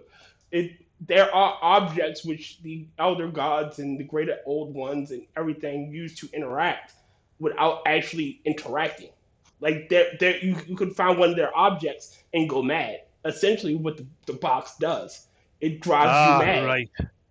So what you're saying is Nancy Pelosi is one of these objects. Gotcha. No, but think about it. Like, remember when in the first movie where the guy like loses fixes the box, he gets dragged in, comes back, and he has no fucking skin, and then the woman tries to murder her way into him and shit. Would that make the Art of the Covenant from from Raiders of the Lost Ark one of these objects? Then it could be, in a sense, yes. Think about it. It drove everyone that looked at it to madness and killed them. Yeah, or my version, Raiders of the Lost Toilet. But like I said, look at it. It melted the faces off of the Nazis. If you looked at it, it did not want to be looked at. So it had to be an object that. I know what it was. I know what it was. What? It wasn't the Ark of the Covenant. It was a Medusan from Star Trek: The Original Series. Oh Lord Jesus. But again, like Lovecraftian horror would very much fit the theme of Hellraiser. Actually, I think what they found in the Ark wasn't the when they opened the Ark and they looked at it, what they actually saw and what melted them, that was a Chelsea Clinton sex tape. It was Whoopi Goldberg's ass. Yeah, Whoopi Goldberg's flubber buns just.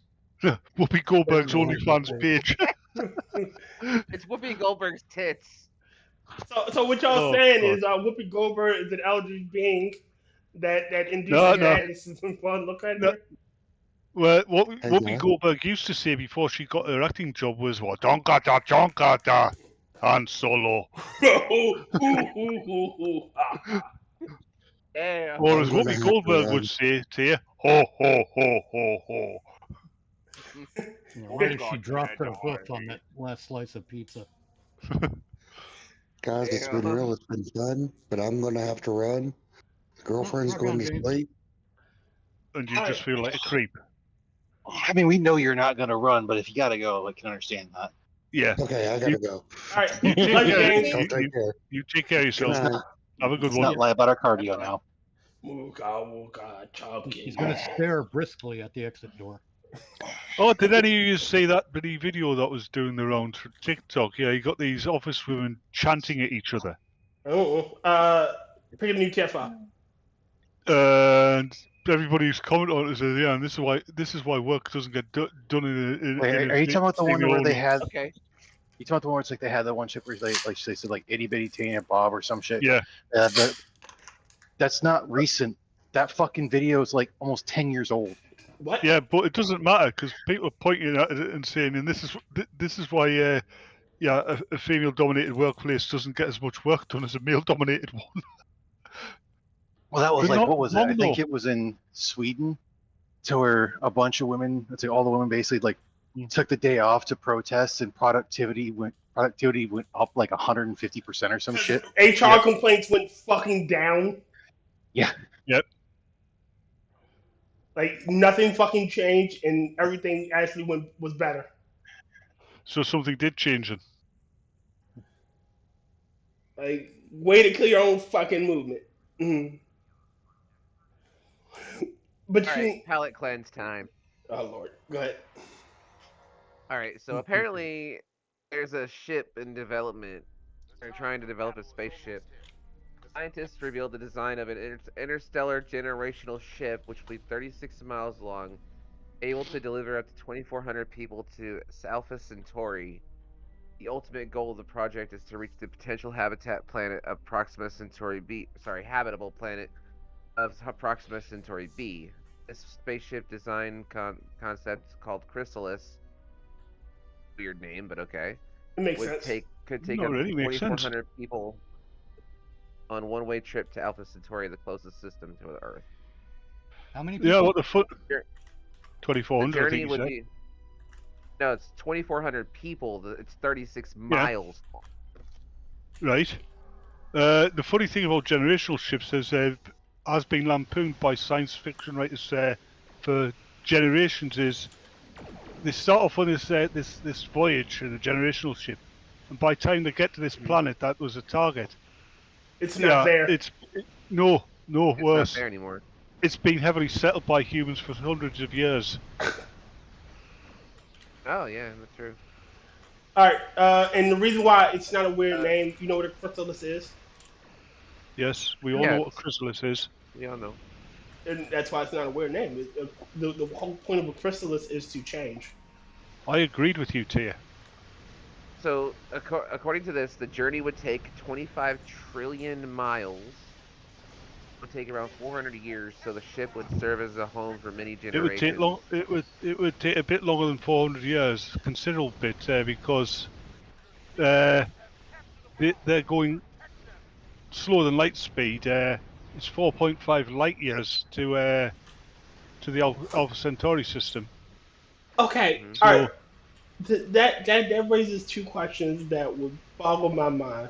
How do you feed all of that people, and what do you do for population control? you grow your own food in the ship. Yeah, And you would actually do that. I think you would actually do that. As to what you do for population, why do you think it's called a generational ship? All right. Okay. In a single generation, you start off with 24, and you somehow got to 500,000. You keep a stable population. It said it didn't say how many. It said, but what, 2,400 people. So A small city. There would have to be basically a small city of people that are between ages. I wouldn't say they were of age. They didn't say the ages either. You'd basically ensure that your population does not grow and does not shrink. So careful breeding and careful possibly monitoring. artificial, possibly even artificial insemination. Then that's What was that, Mitch? Well, Yeah, there would be timed breeding, but there would also have to be expiration dates. Yeah. So okay, let There me would finish also this, be let me massive finish this. eugenics going on as well. Yep. All right. Yeah, So the But the final goal is to reach Proxima Centauri B, a planet similar in size the Earth might be able to support life. Once there, smaller shuttles would carry people down to the planet's surface. The ship would be 30. It's like built around a central core, similar to a Russian nesting doll, and would spin constantly to create artificial gravity. Yep. The central core would hold the landing shuttles on the ship's communication systems. all right, I have another question. Like, at what point do they stop viewing themselves as human and viewing themselves as something else? Like, again, this would take it would take generations. All right, so yes, it started off with the first generation being okay. We're human, and because we knew what Earth was. We know what Earth is. We remember Yes. sitting under a earthy sky. But as generations grow and people die out and shit like that, like Evolution. just general evolution. Like, how long before they're no longer quote unquote human? Oh, they'd still be human. They might just be not be the No. same type of. They might not consider themselves Earthlings. Yeah, okay. Okay, won't then I be. rephrase that. Earthlings, and like how we've never been on Earth. We've never seen Earth. Yeah, Like after Earth, a while, they wouldn't be natives of Earth any longer. Yeah. and They then would how have no long? loyalties. Yeah, and then how long ago before they just People. abandoned the mission? Like fuck y'all. We're not Earthlings. Like we've never They seen wouldn't. Earth. They wouldn't have any. How are they going to abandon the mission? If they abandon the mission, they're stuck in fucking space. No. All right. So the mission is to colonize this our nearest neighbor, our nearest closest neighbor, for Earth in general. But how long before like fuck Earth? That doesn't mean they don't go to the planet. Yeah. I mean, okay, well, the original mission was this, but a while back, some separatists in the ship decided to take over, and they succeeded. No, none of this changing of the goalpost bullshit. Okay, fine, then we'll keep the goalpost there. No, they may I not see have what a you're doing. loyalty to Earth, but that doesn't mean they stop going to the planet. I mean, for one thing, they don't have any navigational information to find an alternate planet. Nope. And their supplies are finite. No matter what they do, those supplies are going to remain finite. They're going to need something on a planetary scale to sustain themselves over time. So while your questions were pointless, your questions were pointless. All right, if they need their if you all right, you're saying that their resources are finite and they need to drop ship somewhere. Yeah, okay. they've only got one possible destination because they just don't have the information. And to change course could spell their doom. Yeah. I mean, they could be stuck in deep space forever. Yeah. Pretty much. Proxima B is pretty even far, if we too. assume that there's a chance for radio updates for their computers and communication going back and forth and so on and so forth. And you're right, Proxima B is pretty far, but it's the closest fucking exoplanet to Earth that we know of. Yeah, that's what I'm saying. And even then, that's a foolhardy mission to set out on. Yes. With that kind of technology. And the reason that's a foolhardy mission is, yeah, we may know that it's got qualities that make it Earth-like appear at least as habitable as our planet. Potentially. Right. But that doesn't mean that there's not some poison gas in the atmosphere that'll kill us the second we get out of that shuttle. It also doesn't mean that there's no atmosphere there to support us. Well, it doesn't. It also there's not an insect or some other micro life that's gonna fuck us up. Or that the planet will be there when we get there. Well, it'll be there when we get there. No, it just might not be. No, they know there's a planet there. right? We'll take that as read. They know there's a planet there. We know it's potentially habitable because it's in the right area and and it seems to be the right size and all that.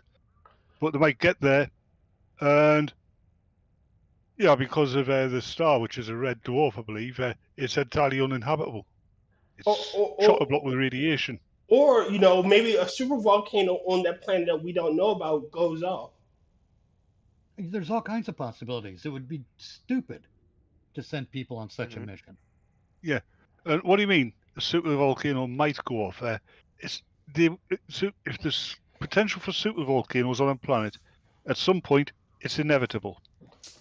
Yes, but that's my point. We're sending some. If we throw a rock and it takes 1 trillion years to get there, the rock may not get to that planet, or may not be the same planet when we see it.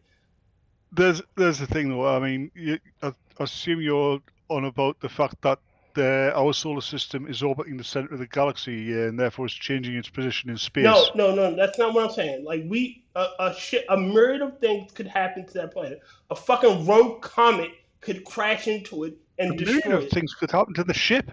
Yeah. So like it says, it's a foolhardy fucking endeavor. Yes, I agree. Like we just disagree on what could happen. Hold on, but then again, so was Christopher Columbus's voyage in the Santa Maria. Yeah, but that's a little different. Not really. Think about it from his from his perspective. It's just as risky because there might have been nothing there. He might have been sailing on an endless fucking sea. He might have been sailing off the planet because they used to think it was flat back when that was relevant. No, actually, they didn't. They knew it was round. They've known it was round since the ancient Greeks, but they didn't know the size of it. There might not have been anything there for him. Yeah, he might never been able because he thought he could. If he sailed west, he'd hit India. Yeah, he might have grossly underestimated the size of the ocean, and he might have been dead by the time he sighted land again. Yeah. It was just as foolhardy a mission. Yeah, hold on, let me finish. But undertaking foolhardy missions like that is why we are here today. It is what makes us progress. Right, but when we undertake those missions, there's got to be at least a reasonable chance of success. Yeah. You don't go launching a generation ship into space with a 1% chance of mission success. Well, that's kind of what Columbus did, as I've stated. I mean, he didn't know he was going to. He had a better than 1% chance. But all right, at the very least, he could have turned around and went home. If he'd found nothing, he could have just turned around and went home. This is a one-way trip. There's a potentiality that he might not have been able to turn around and go home. I mean, from his point of view, not looking at it with hindsight, but from his point of view. All right, from his point of view, it was a ridiculously risky venture, which is why it was so hard for him to get funding. You're right. Well, exploration always is, but without proper safeguards, and they had safeguards. That's why you provision ships so people can eat. But I don't think we're there yet. I think we're close. Like people I don't want to pat Elon on the back, but I say we should get a lunar colony first.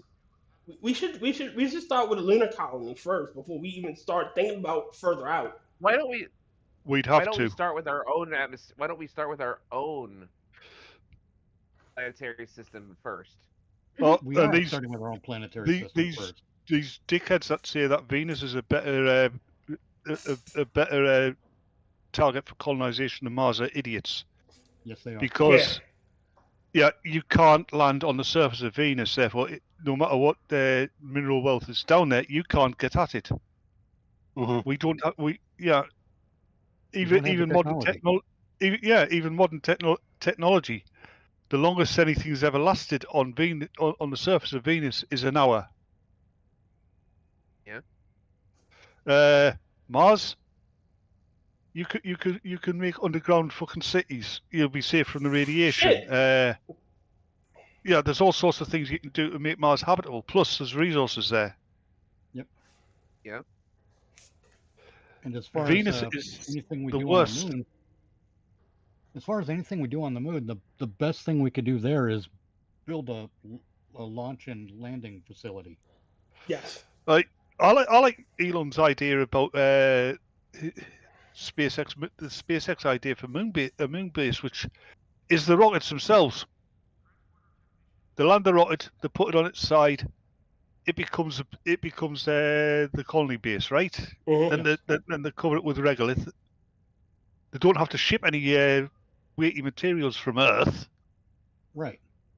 It's a fucking brilliant idea, and I'm surprised NASA hasn't thought of it. Well, NASA's too busy still I'm trying sure to that get they something. have. All right, so a lot of these types of innovations come from the private sector for a reason. Like it is just what it is. Like you there's no incentive for Elon to. I mean, granted, there is for him to come under budget, but he's trying to do stuff. Yeah, he wants to go back home. That's what he's trying to do.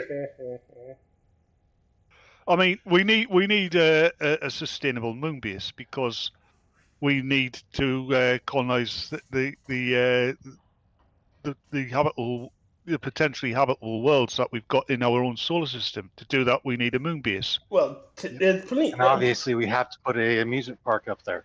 Yes, because we gotta be We're whalers on the sailors moon. of the moon. We carry a harpoon. But there ain't no whales, so There we ain't tell no whales, so we tall tell tales and sing We're our sailors way. of the moon. Oh, y'all are Right, terrible. that's the stream struck for copyright. No, I want to die. All right, And I want to die. All right, but again, shit like that, like again, it's a we're barely in the infancy stage of doing something that audacious. We started to be barely in the infancy stage, and then we went back over. Yep. Well, I mean, during the 50s, the 60s, and the 70s, and to a lesser degree the 80s, we were an outward-looking civilization, Western civilization. We looked outwards. Yep. From the 90s onwards, we just looked inwards. We've been looking more and more inwards. And it's all due to computers.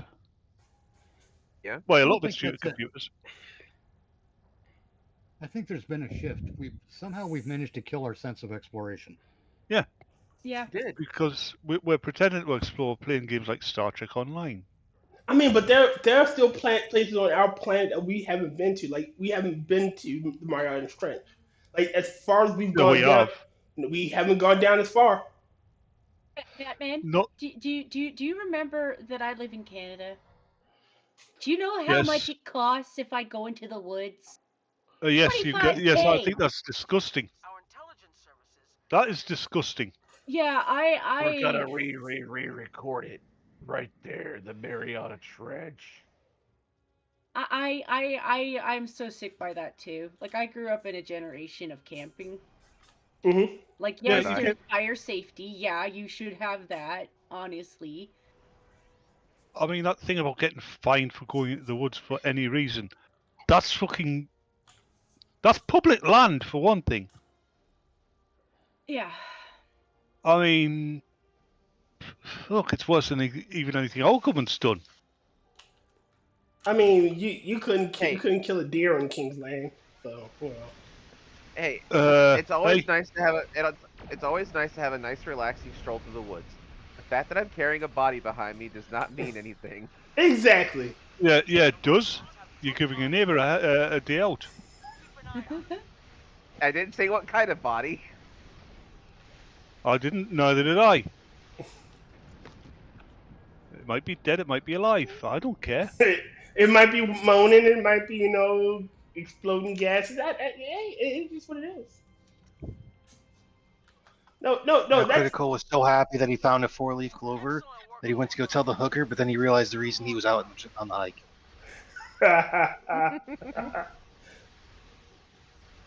Hey, I found trying to wake up from being passed out.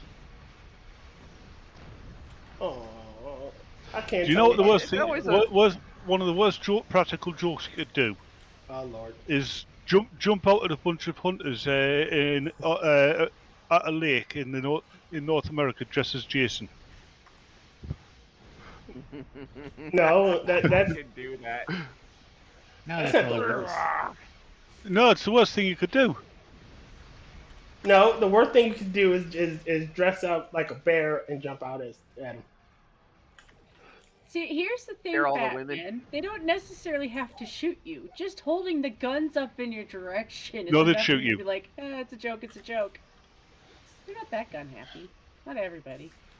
I'd shoot Hey, you. if I was out hunting and somebody pulled that joke on me, I'd shoot them and claim that he never said anything. We just thought it was a bear. He got drunk and thought it was a bear. Well, the guy was dressed as a bear. Even if I have to put the costume on his corpse myself. God. Batman, I can't with you. Oh, I wake up. I try. Can't take you anyway. I can't. You know, this is the reason why we don't let you off your island. See, this is why you still haven't got your check yet. No, the reason I haven't got my check yet is because Tyr is a tight-fisted little bitch. You wanted to say something else, didn't you? Yes, that begins with B and ends in Astrid. Who didn't? I thought he was gonna say bitch. That doesn't begin with B and end with Astrid. No, but because it starts with B and ends with itch. Yeah, but that's not what I was going to say. Damn you. I mean, with the way they go back and forth this whole thing over a check, I think it's just a flirt. Nah, I don't. I'm not. No, I'm it's not definitely into a older check. men.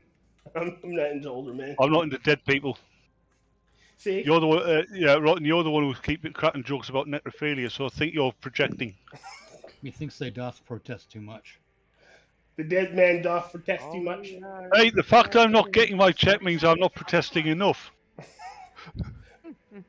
Look, I told you you'll get your check. You'll get your 40 stone. Yes, and I heard you say under your breath when hell freezes over. I didn't say that under my breath. I said it out loud when hell freezes over. Ah, another lover's quarrel. What was that about a lover's... Did you just say a lover's squirrel? You love a squirrel? You pervert. No. Yes, you said you love a squirrel. I mean, I know your I ears heard aren't you. worth the fuck, and I'm partly deaf for some things, but I heard you. clearly said lover's quarrel. No, you definitely said lovers. No, you love a squirrel. you're wanting to project on the fact that not only do you love dead people, you also TC's not even here. See, He's probably sleeping somewhere. he's lying so much his computer's cutting him out. No, I left the gym so I left the Wi-Fi for them. I mean, that's a lot of projection from you, my man. I never mentioned squirrels. It's the Yeah, you first said thing you you love a heard. squirrel. Jesus Christ. No, I didn't hear you Yes, say my Jesus child. Christ. You said you love a squirrel. No, you think you heard that because you love squirrels. Classic projection, trying to push it out onto others. I've got to admit, there's nothing I like more than squirrel pie. I'm going. And I do, step away from that one. I do mean the pastry dish. Yeah, whatever. Is that what That the kids are should have calling been it a bit nowadays? Actually, yeah, it is. I don't think any of these people know who TC is. Maybe Tyr. I know who TC is. Okay, I so don't- you do know our squirrel friend then. Jen, I don't care who TC is. Oh, okay. Well, it's just he's our squirrel friend, you know. So. Yeah, speak for yourself, pet. All right. Mitch, I will have Halloween within the hour. Oh, right on.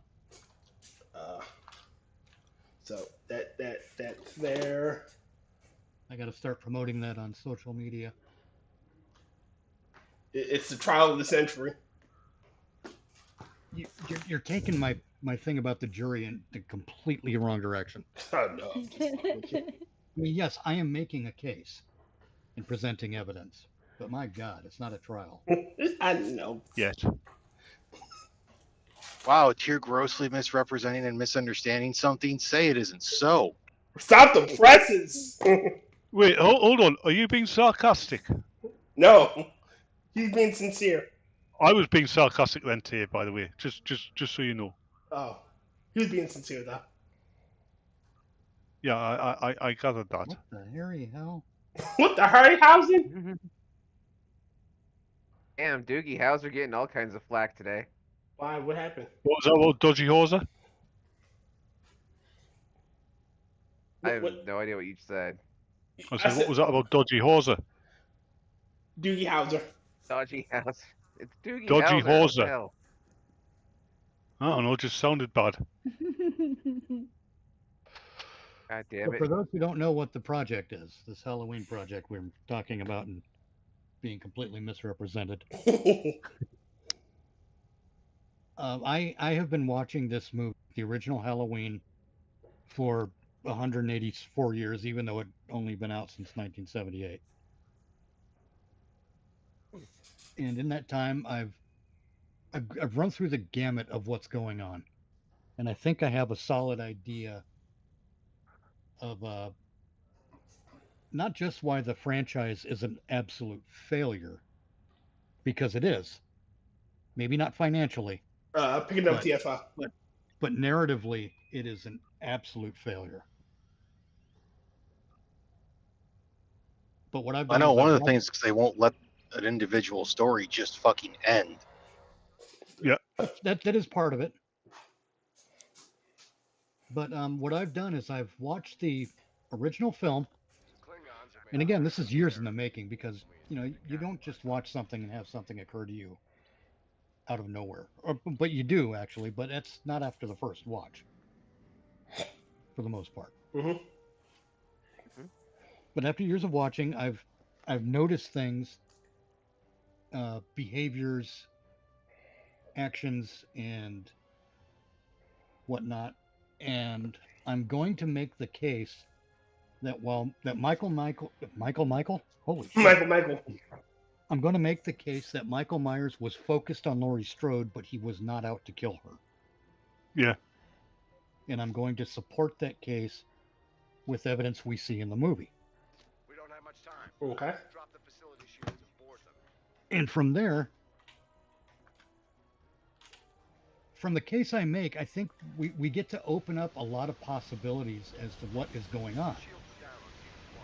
It's going to give us, I think, at the very least, a way to interpret the events differently than what we had originally, or more importantly, interpret it differently than what we've been told by the sequels. The sequels are a kind of butchery. But we'll get into that. That's, I'll save the big. What we're going to do, I'm going to present the case, and several of our Never Watch Alone cohorts are going to act as a jury, and as I make a point, they're going to say, am I right or am I wrong? Okay. Or is there an alternate interpretation of what I'm seeing that would make sense as well? And then by the end of the film, we're going to have a body of evidence where we get to judge my theory in its entirety. Because I mean, honestly, I want to be told I've missed something, or something else didn't occur to me, or I want to be challenged on, okay, given your theory, how does this other aspect make sense? Because that's how ideas improve. Mm-hmm. Mm-hmm. And if you look at the Halloween franchise, it's got a lot of good stuff in it, but it doesn't all make sense. Again, and that's the part that bothers me. I like I love the original, the second movie, or sorry, the third movie, where it was supposed to be an anthology series, but people wanted Michael. Studio meddling. So they fucked that up because they made the second movie continuation of the first. Yeah. I think they should have left it with the first movie. That would have been ideal. But given my theories, I've got more than one theory. I'm just presenting one of the theories. And if there's time, we can go into what I think is actually going on. But I'm not sure that there will be time, so I'm not going to advertise that. Yeah, but it's only what, 1:30, so yeah, it's the original Halloween is a solid 90-minute film. Yes. 91 minutes, but yeah. But even John Carpenter himself said that he didn't care about writing the second movie. He didn't like it. He didn't like the way it played out. You know, he wasn't. I mean, he mentions getting drunk and writing it, for Christ's sake. So taking that kind of stuff into account, you know, what are we really getting out of him when it comes to writing that second movie? Especially if he doesn't care about the project anymore. And you know, why would he? You know, it was a cash grab. Mm-hmm. But the thing is, I have a story for Michael Myers that can be a franchise. Even if it's just Michael Myers, I can make a franchise out of it. Nine films, 3 trilogies, one consistent story with an ending. Well, one of your Rotten's ideas correct. was Rotten's correct. These stories need to end. Yes. yeah. One of your ideas was that he was actually the Hitcher. Yes. Yeah, that was totally different than what we're doing this Sunday. But yeah, it would be an interesting idea if Michael, you know, finally all the drugs are out of his system. He leaves Haddonfield after the events of the first movie, and several years later, he pops up on a road, a desert road in Texas, hitchhiking. Mm-hmm. Because it's funny too, because if you, even though John Ryder in The Hitcher, you know, he's talkative, and you know, he's not the fake catatonic that Michael is. But if you watch the way they both play with their victims, you see a similarity, and it's like, well, that would be a neat way to do a sequel, wouldn't it? Yeah, John Ryder's the older, more refined Michael. Yeah, pretty much. The older, more refined Michael, who's not being held back by having all the drugs in his system. So quite literally, we're going to introduce him, you know, on a dark desert highway, cool wind in his hair. Oh. I'm going to Sorry, punch you. I've been holding on to that for like a bit now, and I'm like, I got to get this out now. It's going to drive me insane. No, well, fair enough, then I'll let you off for that one. No, don't let him off. You let him off, he'll think you like him. Yeah, I've got a lot of different ideas. No, he knows I don't. About Michael Myers. I got no delusions. But the most important thing is we do need an end. That's the one thing Halloween Ends got right, is giving us an end to the story. Yes. Because Michael was never meant to be Jason. Hell, let's face it, Jason was never meant to be Jason. Not at first. But, you know, once Jason became Jason, and, you know, the curse and all that stuff and the undead, Michael was never supposed to be that. But apparently so the challenge in making a successful Michael Myers type character is making him believable. A good many ways to survive some of the stuff he survives, ways that make sense.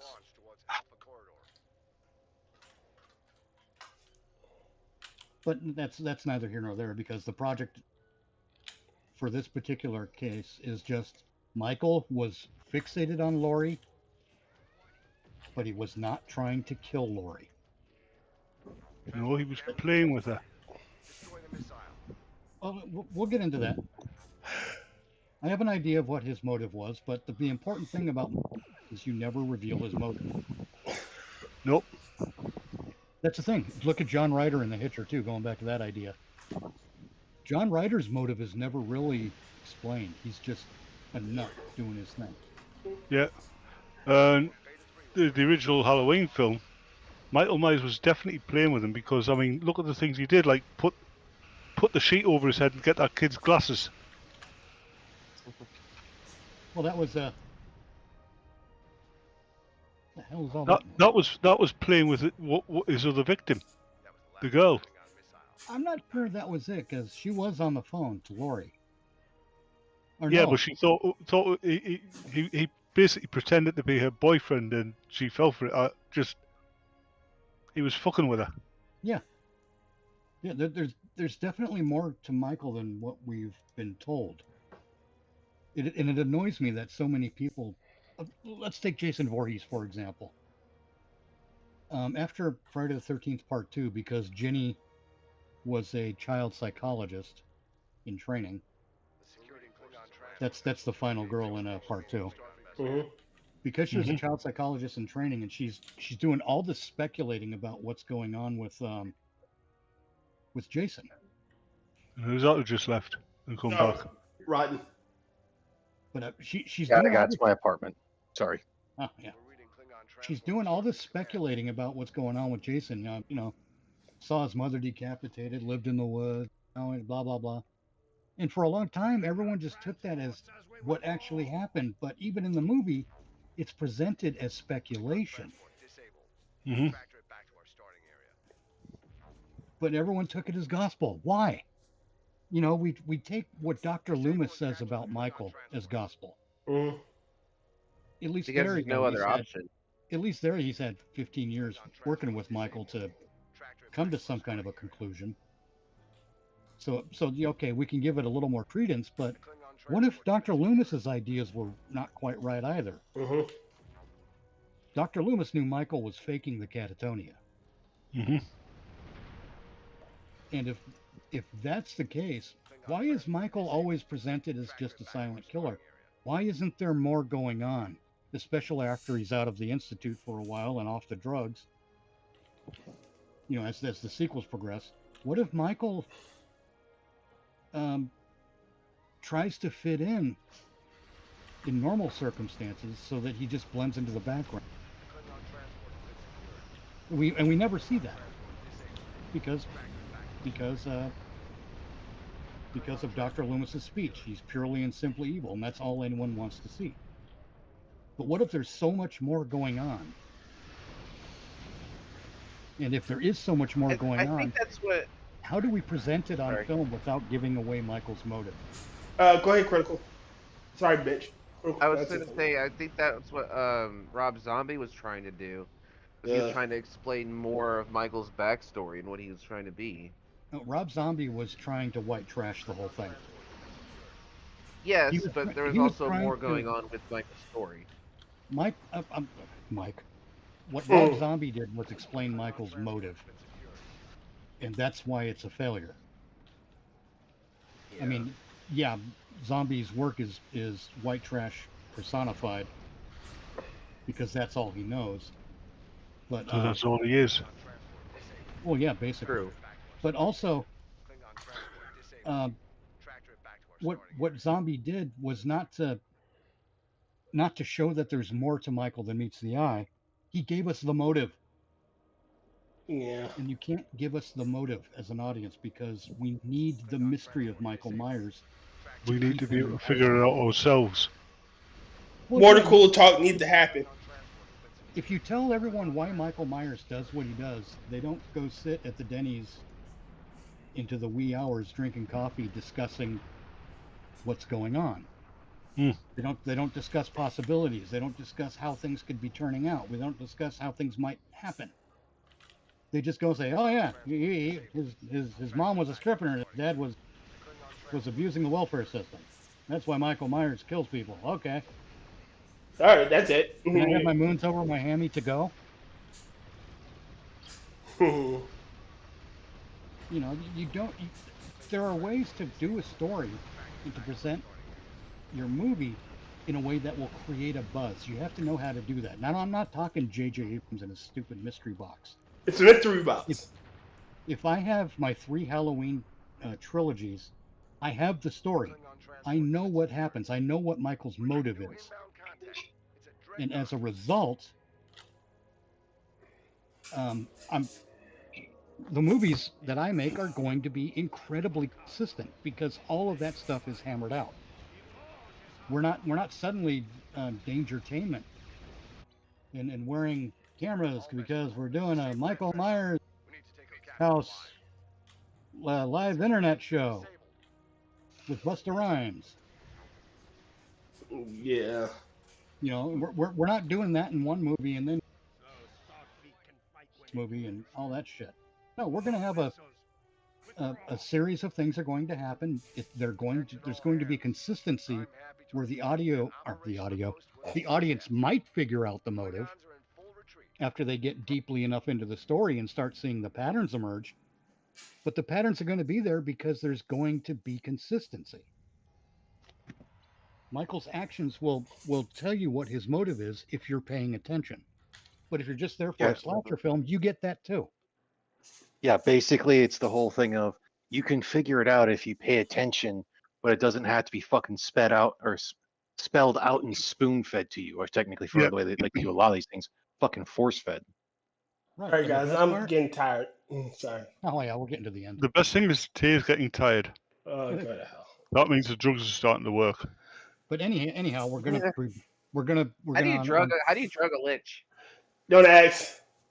It's complicated. Magic. You got to spell it out. Magic. IT.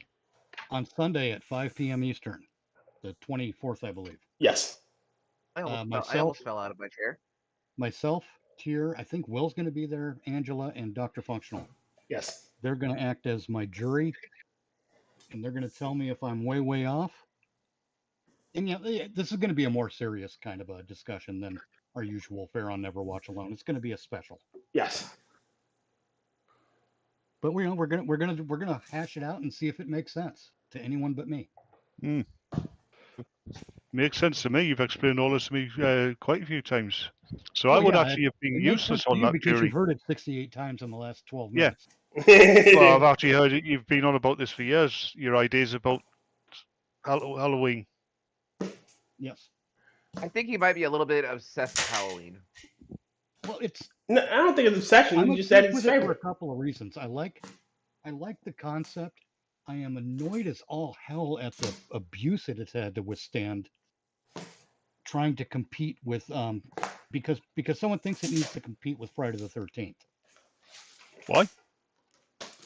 That's why they make Michael the unstoppable monster, because they're trying to compete with Jason Voorhees. That just doesn't work. They're different.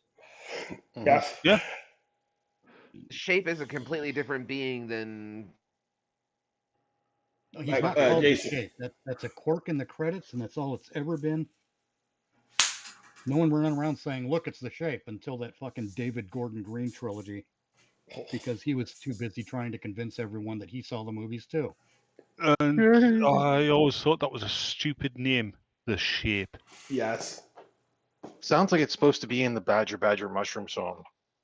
Shape, it's a shape. Have you seen Darkman? It sounds like a Nirvana thing too. Darkman, yes. Darkman was the Liam Neeson one. Yeah, Liam Neeson. What you call him? Arnold Vosloo. Yes. I have no clue who the hell these people are. But in the original Darkman, that's a Sam Raimi film. So all the usual. All the usual people are involved. Yep. And Bruce Campbell was who Sam Raimi wanted to play the main character. But the studio didn't want that, I guess. So, Bruce Campbell still worked on the movie. Yeah. In behind the scenes capacity. And if you watch the movie and you see that final shot where Darkman removes the bandages, it's Bruce Campbell. Yeah. Well, it was the mask he put on. Well, yeah, whatever it was. When he's walking away to the crowd and he puts the mask on. It's his. I can remember to see because he looks over his shoulder. Yeah, he looks over his shoulder, looks back at the camera, and it's Bruce Campbell. Yeah. And, that's a neat little Easter egg for Bruce Campbell fans in that movie. Mm-hmm. But here's the thing. This is a common thing they do in films. They didn't say Bruce Campbell as Darkman. They didn't say he was Darkman. In the credits, he's listed as the final Shemp. Mm. The final what? Shemp, as in the Three Stooges. Yes. They listed him as the final Shemp because that's what they do in the Hollyweirds. They give nicknames to certain characters or aspects of characters if they're masked or unmasked, for example. And sometimes those nicknames make it into the credits. Hmm. Sometimes it's an in joke. Sometimes it's just like if you're watching the Halloween credits and you see Nick Castle as the Shape in the original film, and you're like, who's Nick Castle? It's kind of like and what the fuck was the Shape? Mm. You know, it's a kinda like- layer of mystery. Go on. I was gonna say it's kind of like they did with Deadpool and Wolverine, and they called the dancing Deadpool in the first opening credits Dance Pool. Yes. At the end.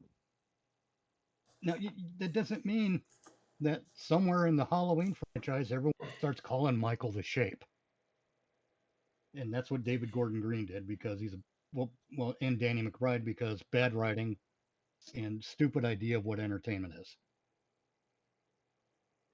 You go back and you watch like Halloween's 4 and 5; those are misdirections because they followed up with that whole Michael's got to kill his family bullshit. But those are good movies.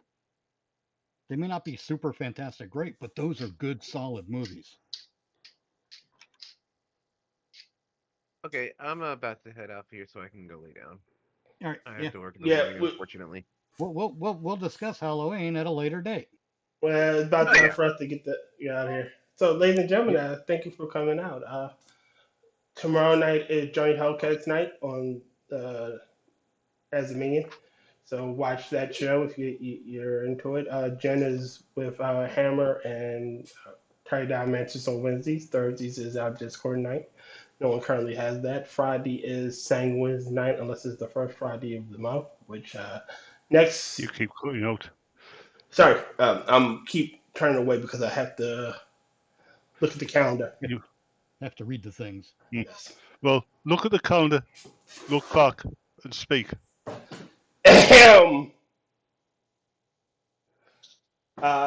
The first Friday of September is Mr. Adams. However, the first Friday of October will be another Means in Space. So look forward to that. Sorry, it's the Harry channel with Skeptok and Dr. Functional, and then Sunday is Kefki. So again, check that out. Say goodbye to the nice people because I'm about to pass out. Rock on, everyone. Have a good night, Later. everybody. Go away. No, go away now. Eat, sleep, and rebury.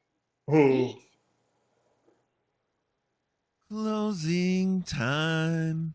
Time for you to go out to the places you will be from. I know who I wanna take me home. I know who I wanna take me home. I know who I wanna take me home. Take me home. Closing time. You don't have to go home, but you can't stay here.